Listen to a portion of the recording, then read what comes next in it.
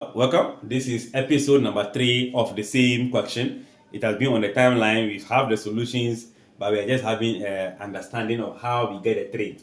So we know for a start, if you substitute the 1 into it, you get 0.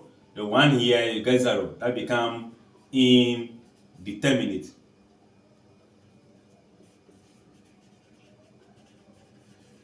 It can be solved. So what do? We are going to use the third method.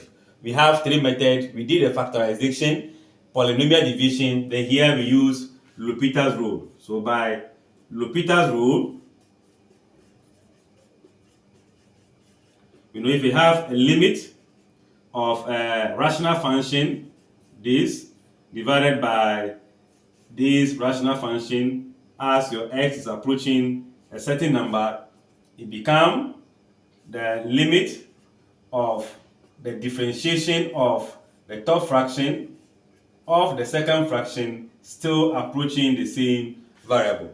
So since this is indeterminate, I am going to perform the differentiation of the top. Our f of x equals to the top fraction, right? That will be the top fraction. Let's find the derivative of that.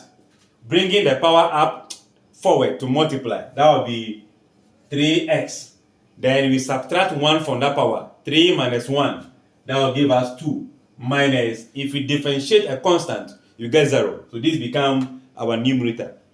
Then for this, we are going to have x minus 1 as the denominator. It's a rational function. So if we differentiate that, you'll be having, if we differentiate this, the power is 1 coming forward to multiply. Then 1 minus 1 is 0. Meaning x to the power 0 become 1. So we get 1 as our answer. So here, the limit is going to be 3x squared over 1 as x is approaching what? 1. So we substitute into this, and that will give us 3 into bracket 1 squared. That will still be 3. Therefore,